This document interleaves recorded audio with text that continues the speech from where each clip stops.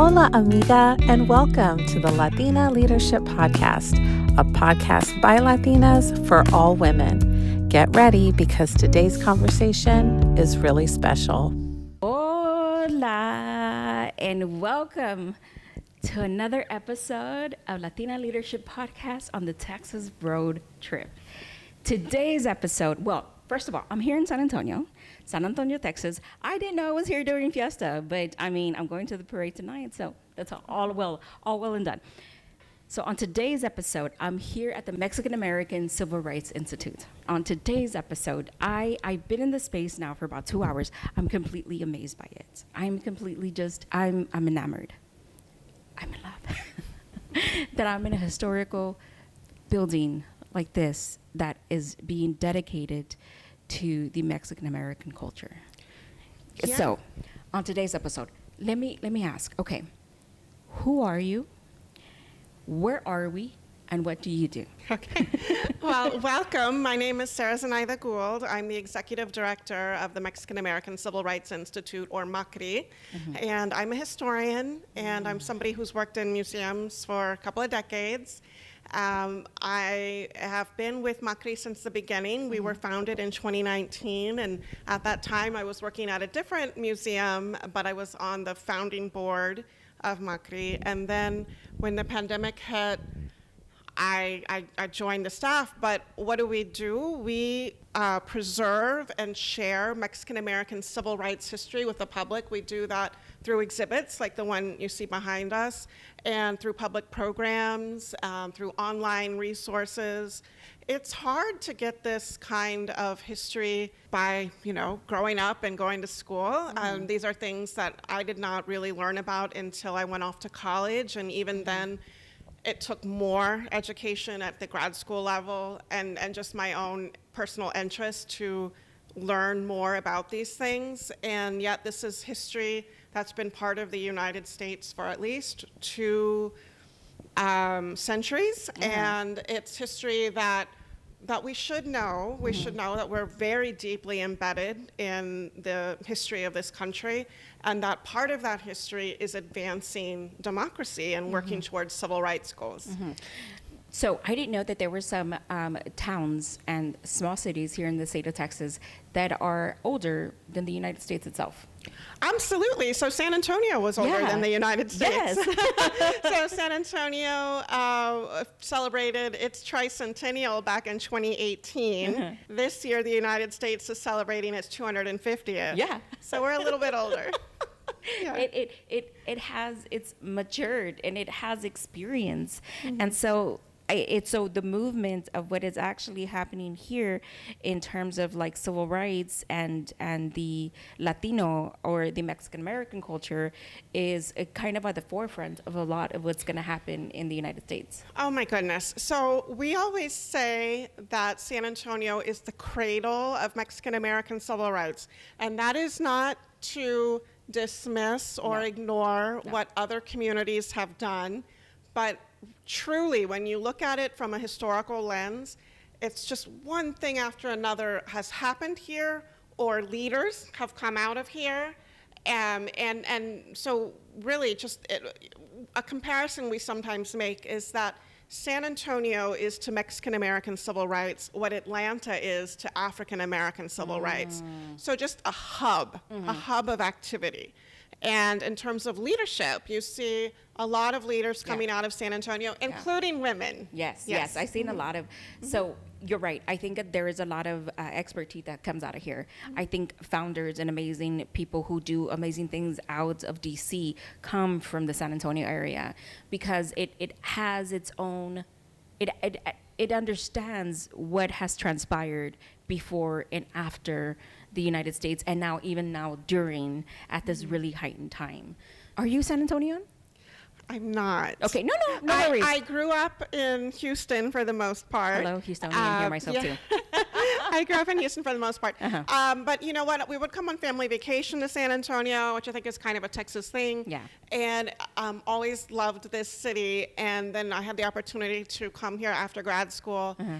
And it felt good. I stayed. When you're a Texan, you're a San Antonian. So Yeah, yes, yeah. when you're from San Antonio, it really does. It mimics a lot of what Houston is and what it does here. But I do feel the culture much more here. I do feel it's warmth here much more. I feel last night as I was walking from the hotel to a Denny's, because I was like late night trying to get it together and like go eat. The fact that I felt comfortable enough to walk at, and maybe you shouldn't be doing this, but like mind you, the Denny's wasn't that far, like 11:45 at night. I felt comfortable enough because the lady who was serving me at Denny's, she's like, and I was like, oh my God, it comes from such a place that I understand. So when we come, you were telling me about the history of the area that MACRI is currently sitting on. Yes, so we are located in the historic west side of San Antonio. So we're just west of downtown. If you come to San Antonio for all the fun stuff downtown, it's super easy to get to the west side. Like, we're just a straight shot from downtown. Historically, this is the heart of Mexican American San Antonio, the corazon of Mexican American San Antonio. It is historically, this was an area where there were no racial deed restrictions. And so there were a lot of Mexican Americans here. It was a very mixed neighborhood. African Americans, Chinese Americans. We have in San Antonio this history of Chinese immigrants that dates way, way back. And so this area, because it didn't have those racial deed restrictions, it was very mixed.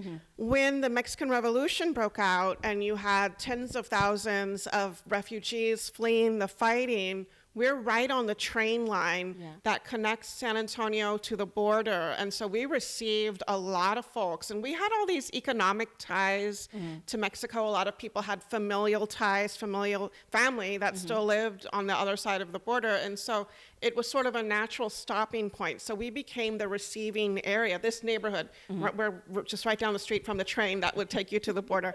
This neighborhood received a lot of refugees, and those folks, for the most part, thought, oh, this will blow over. I'll get to go back home. Yeah. Who knew the war would last a decade? And at that point, people were settled. Yeah. So they stayed. You're going to have people like who are listening, they're going to be like, which revolution? Because I feel like Mexico has had several main characters. Which revolution? Oh, the Mexican Revolution happened in 1910. Okay. Yes, it happened in that's okay. I'm a historian, so I'm just like, yeah, you know the revolution. So are we talking Pancho Villa, or are we talking? Yes, Pancho okay. Villa. Yes, Pancho okay. Villa. So Yes. okay, because that Yes. that puts me in a space like, oh, okay, so it's this one. Yeah, Yes. and San Antonio played a huge role in the revolution. Yes. So actually the Plan de San Luis Potosí, which was like the declaration for war, Yeah. was written at a hotel in downtown San Antonio. Oh my God. Yes, and then when folks needed to refresh their weapons, they would come here. Or they just needed a break from the war, Yeah. they would come here. Yeah. So they kind of jokingly say we were the northernmost outpost of the revolution. How funny. So when San Antonio, so you have generational, and some people see this as so when we talk about generational, right? A lot of the times we like to refer ourselves because it can identify us quickly, like where we're at in terms of how much you understand what it is to be a Mexican American within the culture here. I was lucky enough that I lived just east downtown of Houston. And so I had a lot of individuals who had been part of a lot of what's happening here in San Antonio, there in Houston. Come into the schools and talk to me about what it was to be Mexican American and what it's going to look like for me as I grow older into these communities. And so I had a lot of that coming in. But generational, when we talk about generational, San Antonio is the place of generational Mexican Americans. We're talking when borders moved across people. Absolutely. Absolutely. So here in San Antonio, we have people who, I mean, it's just wild when you think about it, people who are like 10th generation Mexican American. Yeah. Because, I mean, there are so many people in town who are descendants of the people who lived at the Spanish missions. Yeah. And so they are people who are both indigenous and Mexican in many cases because of the intermixing that happened at the missions. So yeah, we do. But I think part of why we have retained our Mexican feel here in San Antonio is that, yes, we have those families who are from way, way back, but we've always received new arrivals. New and waves, so yeah. it's like our Mexicanidad gets refreshed. Yeah. Every generation. So we just retain those ties. Economics, for sure. A lot of business is impacted here in San Antonio by what's happening in Mexico. And vice versa. We have a really tight economic relationship to Mexico. They're a very important trade partner for us. Just think about it. If you go down to Market Square and you're having a good time and you're eating and you're shopping, a lot of those things you're buying are from Mexico, right? Yeah. But you're buying them here, and that's, money is going into the pockets of the artisans who made them in Mexico too, but it's the convenience of shopping here, and the fact that it's so accessible. San Antonio tends to be very accessible to most areas around Texas. So, we're very tied to Mexico. So what happens here impacts Mexico. What happens in Mexico impacts us. But I just think that our Mexican community here, it is a combination of people from way, way back who trace their families back to the founding of San Antonio, to people who are first gen. As I'm doing this road trip, I was in Roma, Texas, right on the border. It's one of the border towns. It still has its artifact, its historical buildings, its architecture. I walked up to a building that was right on the sand, and I look up, and these tiny doorways that looks like my grandmother's house in Mexico, where the frames are exactly the way it looks like. I can almost smell I can almost smell the burning leña, I can almost smell it. And so when we talk about history, sometimes so this is what's happening today. We like to differentiate from each other because we want to be, we love our identity. And so that cross of like, oh, well, you're from over there. I don't know if you understand it here. Or even when I talk to people from like South America who are like educated out there and they come here and they're like, oh, well, this is the way. And I'm like, well, that's not kind of like the history of what's happened. This is what's happened. How does an institution like this kind of deal with conversations like that? Well, it's very interesting because I will just tell you, when MACRI first started, and especially after I joined the staff as executive director, and I went out and was telling people, I've changed jobs, I'm at this new place, and explaining what we do. I had some people say to me, oh, Sarah, my family's not like that. My family never marched in the streets. And I'm thinking, this person's family, they're like civil rights icons, but they don't necessarily see themselves that way. And I'm bringing this up because different generations and different experiences in the United States have shaped people's understanding of who they are and how they fit into different, boxes or categories. Yeah. And so it's interesting to me because I just what I learned in that is that I see a lot of people as people who are involved in civil rights, but I have a very broad understanding of civil rights. And I think some people, when they hear civil rights, they think a very particular thing. Yeah, and so for some of them, it's marching in the streets or it's protesting. Yeah. And it's not necessarily, well, my grandfather started this small business that then employed a lot of people, that then helped elevate Mexican American, whether it's food or writing or intellectual thought, if it's like a newspaper. But there are so many ways to show up for civil rights, and it doesn't necessarily have to be the marching in the streets. Here in our visitor center, we have the desk and law books that belong to a lawyer named Alonzo Perales. He was an orphan from Alice, Texas. He was in World War I in the Army. Oh my God. And yeah, so this is a way back. And then through a series of events, he was actually able to become a lawyer, set up shop downtown in San Antonio. He wrote the Constitution or the bylaws for LULAC. So he was like the intellectual founder of LULAC, essentially. And he was constantly advocating for people. He had a column in the paper where he wrote in Spanish about your rights, to how to know what your rights were, and he would ask people, send me letters to let me know if you've been discriminated against, because I'm trying to document all of these cases. This was a man who was always in a suit, always had his, just tight look, right? This was not some radical dude. This was a lawyer, very polished professional, but he was doing civil rights work, right?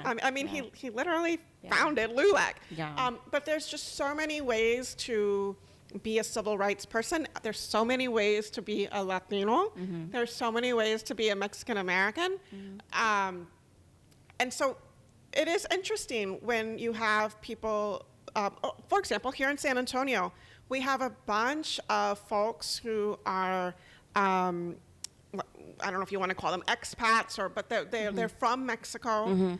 They have money. They have not experienced the kinds of civil rights struggles that Mexican Americans who've been here for a few generations have. That they can enjoy today. Right. They came here with privilege, essentially. They own businesses and things. They're successful, and that's wonderful. There's a bridge we have to build there because whether they like it or not, they're now going to be seen as Mexican American, right? So there's a bridge we need to build there. And I think that happens probably in places like San Antonio every few generations. Certainly, I just go back to the revolution for a minute. When the revolution happened, you had refugees of various class statuses come. You had, people who had worked on farms and been farmers. You had people who had ran successful businesses. You had people who were politicians who were suddenly now on the outs and they had to leave. So you had all kinds of different class statuses, and they lived in different parts of town, I'll tell you that. So they weren't always unified, for sure. I think that's just how people are. But yeah, there's a lot of work that we do need to do. I think that what we encounter at MACRI is that oftentimes people have no idea, unless they have some kind of family connection, they have no idea how much work Mexican Americans have done for civil rights.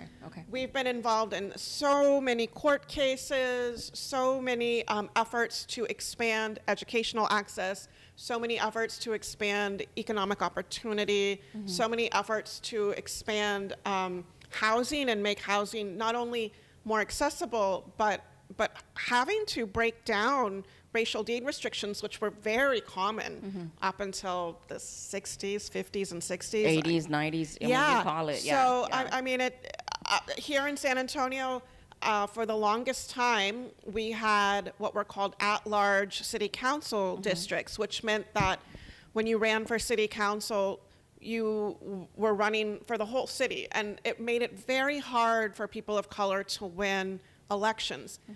It was only through this long struggle that we got what are called single-member districts. So now a city council person is elected to represent a particular neighborhood. So the people in that neighborhood can elect somebody who is like them and lives in the same neighborhood as them. Who would like to represent them. Yes. And that took decades to get that straightened out. Because basically most of the people in San Antonio were being represented by people who lived in a whole other part of, different part of town, different circumstances. Hello, Houston. Hello, Houston. Yes, Houston also has at-large council members. We do have at-large, and that those gerrymandering, I'm represented by somebody out who knows where, and I'm like, what? And it gets complicated. It gets really funky. And so I didn't. It's a whole yes, you're right. It does. It's who we would like to represent us in terms of like the right. It's who we elect, right? We're playing kickball. Usually there's a captain, right? And it's a captain we're familiar with. Now, if they like bust in the captain, we're like, how can you possibly know who your players are gonna be here? Who are the people who you want to be on your team? If we don't even know you, how do you know us? So that gets really it's really tricky. It gets really funky. But as we're having the conversations with people to help understand each other, and this is not like okay, we had a conversation, book closed, we solved it, right? it's an ongoing conversation. If I want to have a conversation with somebody and I'm coming and walking into the room, one, it's really hard to advocate for myself because I tend to not want to stir the pot. But now that even when I speak, I think people are like, oh my God, here she goes again. And I'm like, no, just listen, hold on, just wait a second. I don't want to be that person, right? But I also don't want to walk away. And I'll give you an example. I have a nonprofit, right? And we were going for funds in terms of the civics, right, in voting. We were going for funds, and that got really complicated because it was everybody in the same room. And so we had to basically kind of advocate for what our amount, now this pertains to monetary, what amount we wanted and how much we wanted and why we deserved it, right? And I'm like, okay, this is gonna get wild. And it did. It did. A lot of Hispanics did not raise their voice in that room. And as I did, there was a lot of not attacking, but it was immediate. Well, how are you? I was like, and to be able to so I'm advocating for not only for myself, but now I'm standing on like everybody's like, yeah. And I'm like, why didn't you speak up? I don't want to do this. I don't want to be the one to be like I'm already doing the work without getting paid. I'm already doing the work without getting the monetary. I'm already investing the way I need to invest. We don't run in the same circle, so you're just looking at me today. But I'm in the community. I'm in my community as much as you're in your community. I'm here. So when I advocate for myself, I find myself in tricky conversations. But my question is, when we do have conversations like that, and there's the casual, listen, don't talk as much and hear other people speak. And when you're ready to say something, make sure you stand on what you're saying without insulting people. But how do we even start that? How do we even what question do I ask? How do I get them to understand me, or how can I understand them? And especially among the Hispanic, Latino, Latinx, Latinas, and so on. Yeah. There's so many beautiful things about our culture. There are also some things that we need to work on.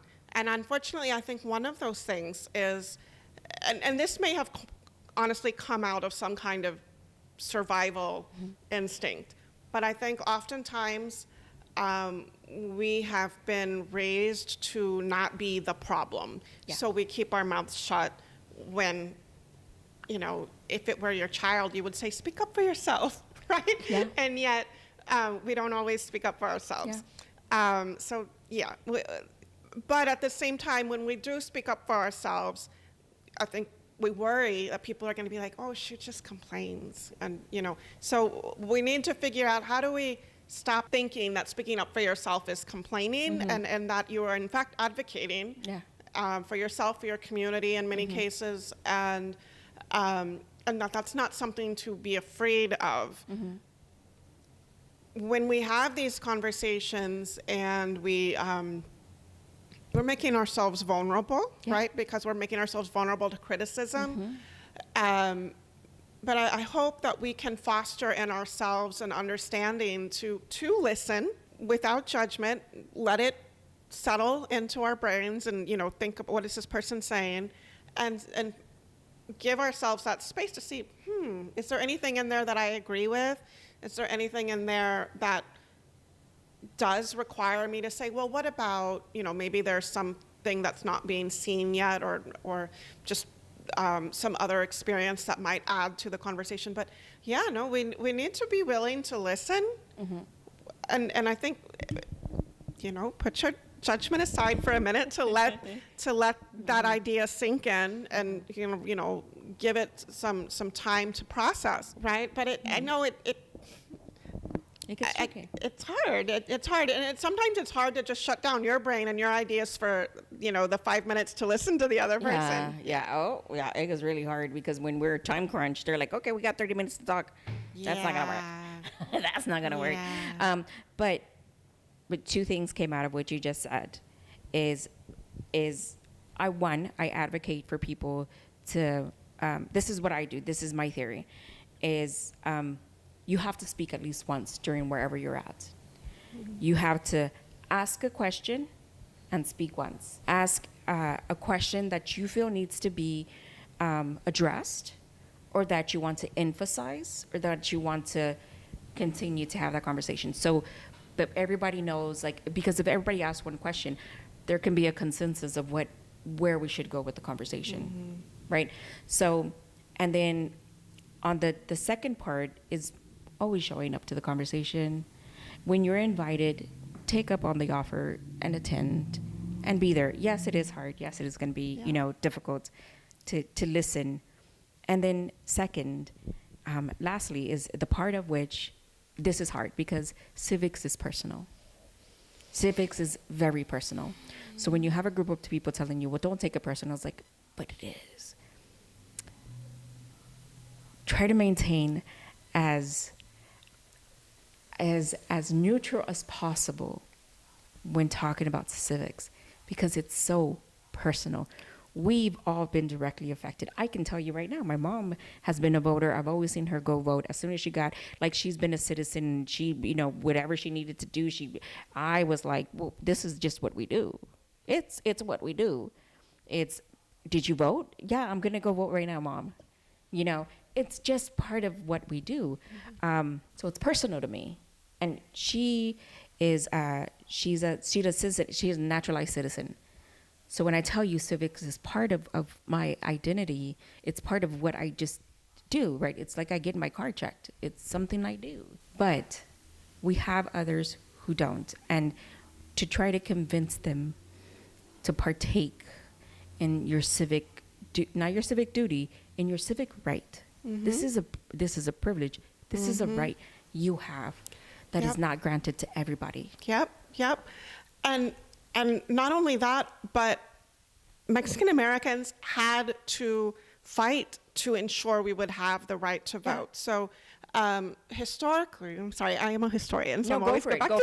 We love, the audience loves the history. Historically, when the Treaty of Guadalupe Hidalgo occurred, so this was 1848, and the U.S. border moves. Now, at that point, Texas had already declared independence from Mexico in 1836.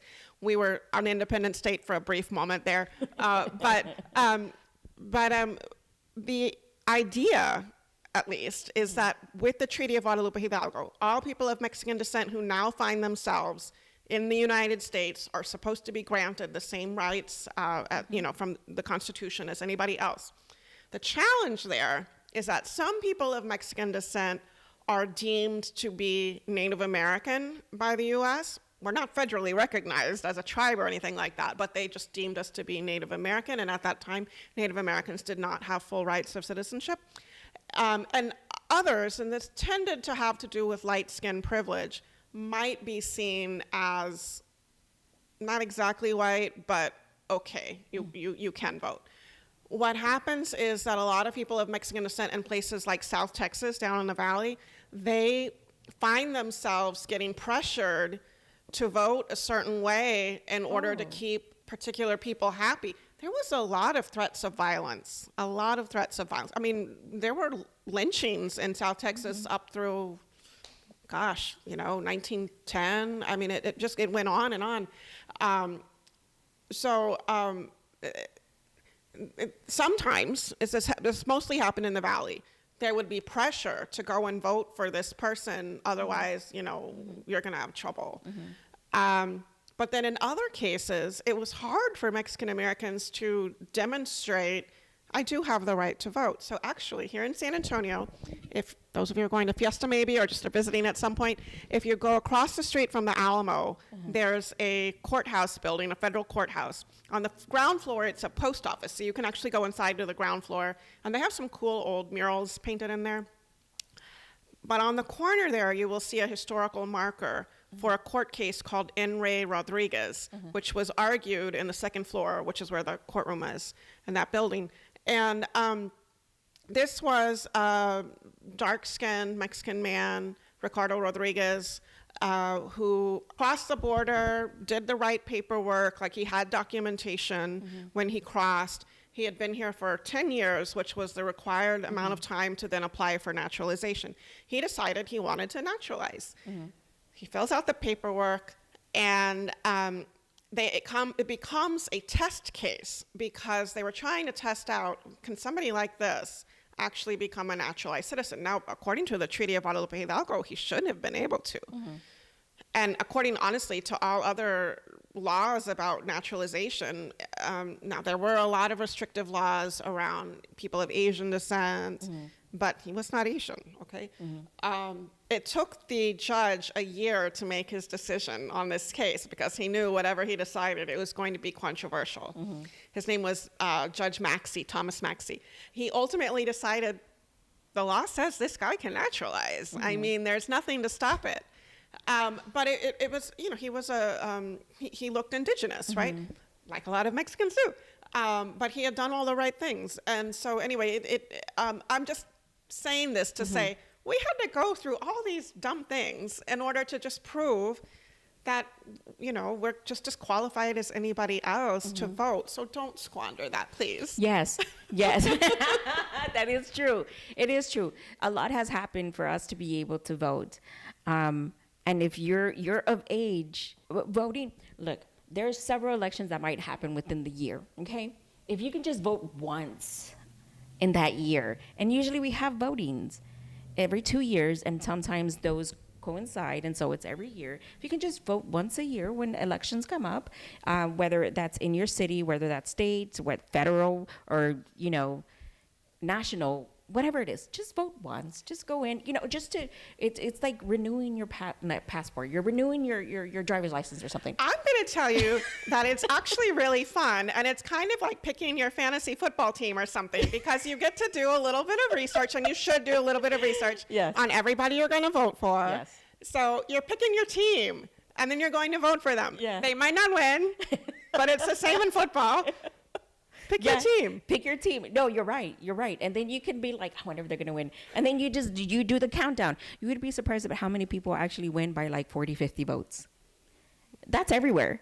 Because because not a lot of people go out there and vote. So what would you tell to individuals who've yet to experience a voting in their, I don't know, in their local elections? What would you tell them? Oh my gosh, it's fun. I think it's fun because you get to do a little bit of research to find out who are the people who are running and what are they running for? Because we have all these different things that, like, on our day-to-day lives, we don't know. Like, what does the General Land Office do? What does the, Railroad Commissioner do? What does this person do? Well, you can easily find all that information online. The League of Women Voters comes out with a guide, nonpartisan. You can, find out information about your local election. And then, again, you pick your team. Then you go to wherever your voting is. Now, here where I am in Bexar County, during most elections, they're no longer making us go to a specific voting place. It's usually you can go to whatever voting place you want. So you can kind of find out, is there a line here or there? Honestly, there's rarely a line here unless it's the big presidential election. But then you do see, like, people from your neighborhood in the line too, or just coming in or out. So it's kind of a social moment. Yeah. You do have to put your phone away. They're strict about that. Yeah. Put your phone away.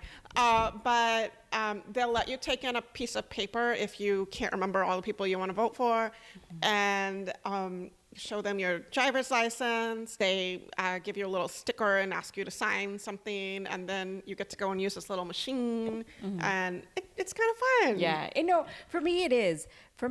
I like to see if the person that I voted for actually won. They actually, or how much did they lose by? I'm like, why did they? Okay, well, was this candidate much better than I thought it was, or was this just popularity contest right now? Like, what was it that they were standing on, and what was it that they were, like, grifting on, or whatever it is that you want to call it? But here's what because I'm listening to you, right? And I'm thinking to myself, you know what I'm going to do? I'm going to start hosting voting parties. Like, once you go down and vote, you just come over and you have your little sticker, and I don't know, we'll put your name up, like, on a board or something. Like, I voted, and you get to sign, I don't know, something We should do that. interactive. Yes, like a voting party, like something where people can celebrate that, we had our privilege of our civil rights.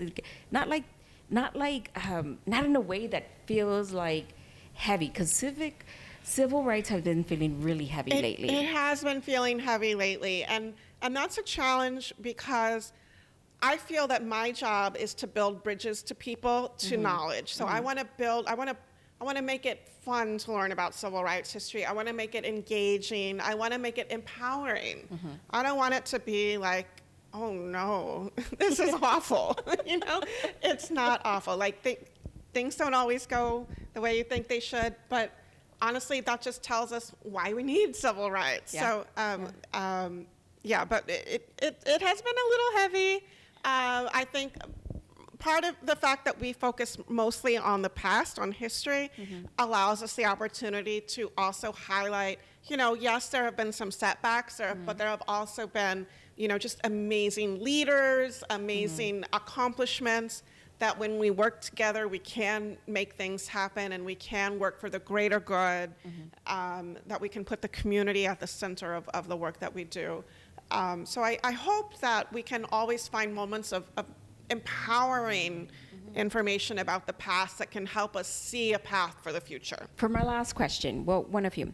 For my last question, what would you tell people who want to get involved in this space, whether in their own community, you know, because Chicago has done an amazing job, right? And New York has done an amazing job. They want to get involved in their community in terms of like doing this. Where should they go? Like, what's the first place that I should possibly go? Or what website should I visit if I'm interested in just participating more in my civics? Yeah. Okay. So a couple of things. One, if you're interested in Mexican-American civil rights history, I highly recommend you check out our website. We have a couple of virtual exhibits on the website, one called Chispas, which is about Mexican-American civil rights trailblazers from San Antonio. And then we have another one called Adelante, which is a timeline of Mexican-American civil rights history. We do have exhibits here in person, and then the exhibits that we create here are made to be portable so they can go on the road to other places. So if you want to bring an exhibit to your community, let us know. We have the exhibits that are available up on our website too, they're under traveling exhibits. We also do an annual symposium, which is in person in San Antonio, but we also live stream it. That'll be at the end of May 29th and 30th. Our symposium is the one time a year when we really focus on what's happening with civil rights right now. Okay. Most of the time it's history. Okay. So this year I'm really excited. Friday night we're going to kick things off with Cristela Alonso talking about her trailblazing career as the first Latina to write and star in a sitcom, and why it matters that we have these stories written by and represented by Latinas on the screen, right? So she'll be in conversation with Congressman Joaquin Castro Friday night. And then Saturday, we have a full day. We're starting off with Carmen Perez Jordan, the CEO of the Gathering for Justice. Some of you might remember from a few years ago, the Women's March on Washington. She was one of the tri-chairs of the march. She's an amazing speaker. I'm so excited about that. Then we have the current chair of the U.S. Commission on Civil Rights, Rochelle Garza, who's a Tejana. She'll be speaking with the opening address, the opening keynote. And then we've got, we'll take a little break for lunch, and then we're going to come back with Henry Jimenez, who's the CEO of an organization in Minnesota called Propel Nonprofits. They help nonprofits with economic development in Minnesota. And of course, this last year was a particularly challenging year for nonprofits helping the Latino community. So he's going to be talking about Latino economic prosperity in the age of ICE. Yes. Yeah. After that, we've got Mark Hugo Lopez. For those of you who like statistics and studies, Mark works at the Pew Research Center, and they're the ones who come out with these really cool surveys. They're the ones that I use for a lot of my research. Well, Mark's coming. He's the head of research for Hispanic and ethnic surveys that they do. Yeah. Okay. Yeah. Okay. And I just had a prep call with him, and I learned that his family is originally from El Paso. And yes, I know. He's a Texan. Well, he didn't grow up in Texas, but we'll call him an honorary Texan. Yeah, close enough. And then we're going to close things out with playwright Josefina Lopez from Real Women Have Curves, and everybody loves Real Women Have. Yeah, so she's going to, kind of wrap things up with some inspiring messaging because we all need some inspiring messaging. But what else can you do? We do have an election coming up this fall, the midterm election, so you definitely want to make sure you're registered to vote. You can go into, I think, your county website. You can, put in your name and address, and it should be able to say if your registration is up to date. And then, do your research so that you go into that knowing who represents my values, and then. And whatever your local community is, in addition to getting engaged in voting, you might also think about, and I say this as a historian, you might also think about how is your community documenting the work that your community has done around civil rights and civic engagement in the Latino community. You could do a project. You could do a community oral history project. You could do some kind of community, a day where maybe people who have been leaders in your community can talk about their journey to getting civically engaged, and might inspire some other people to pick up their own journey. So it's essentially, it starts with you. It starts with you. And honestly, when it comes to civic engagement, I think people tend to lean on each other to learn more, to learn okay, so what's happening? What's your opinion on it? Why do you think that? Well, how did you get there? Well, this is what I think. Oh, and then sometimes even minds can shift, or sometimes we double down, and that's okay, because then I know oh, I need you to be more open to this. Or the fact that you can inspire others to do more in their community. I think that's pretty amazing. Yeah. I think it's so important that we always remember that we all evolve. And so even if last year we thought a certain way about something, this year it might be different. And so you want to sort of check in with yourself on where am I feeling about something. And as I'm picking who my candidates are for this upcoming election, are they in line with how my thinking has evolved? Last question, and I'll let you go, because it's a Saturday. She has to go enjoy Fiesta too. But the last question is, what is next for MACRI? And where can we find y'all? Well, let me tell you. So we were founded in 2019, and then a year later, the pandemic happened, and we all lost track of our lives at that point. Anyway, we transitioned back into in real life stuff. In 2023, we moved into our visitor center. We will be here for a while, but having said that, we're planning for a bigger future. And what do I mean by that? Well, the place, our little visitor center, is 3,000 square feet. Yeah. And so we've been thinking about a larger space in the future. We completed a site feasibility study with an architecture firm to try to identify where we would move one day. And so we're planning for that. When you're running in a place like this, you're trying to think 10 years, 15 years out, right? Yes. So this will be a while in the making, but we are working towards building the first national Mexican-American Civil Rights Museum here in San Antonio. We have so many visitors to San Antonio. We love visitors. Come and visit us. But one of the interesting things to me about San Antonio is that when you come here, it's a very friendly city. We've got amazing food, entertainment, we've got you covered. But if you want to learn about the history of Mexican Americans, the people who make up the majority of this city, there aren't a lot of places to learn about the history. And so I'm really hoping that we can put San Antonio on the map, not just for our amazing Riverwalk and friendly city and all of that, but also to learn about and feel empowered by our history here in this country. Oh my God. Well, I'm excited. I'm excited what's next for MACRI. I'm excited what you guys are doing here. And congratulations. I think this is going to be a phenomenal thing that's happening for Texans especially little Los Tejanos like me who understand and enjoy the history of what it is to be Mexican American. Pero muchas gracias. And again, where can we find you? You can find us at somosmacri.org, and you can find us on Instagram, Facebook, we're even on Blue Sky, LinkedIn, YouTube. We have a bunch of YouTube videos. If you need to find a school project, check out our YouTube channel. Check out our digital exhibits on our website. We've got some ideas for school projects on there. Okay, nice. And what if I want to come in person and just ask a question? Yeah, you can also email us at info@somosmacri.org. I think there's also a contact us form on the website if you have questions. We love to talk about history. I can talk about history all day. And, we just really want people to be proud of our contributions to this country and know that we are essential threads in the fabric of our nation. For those out there, stay informed. Visit Somos Macri on all social platforms. Yeah. Any lasting words? Anything I missed? Anything Sí I se didn't puede. Sí se puede. Yes. Dolores is right behind us here. Absolutely. Yes. All right, folks. And with that, we'll see you next time. Yes. Bye.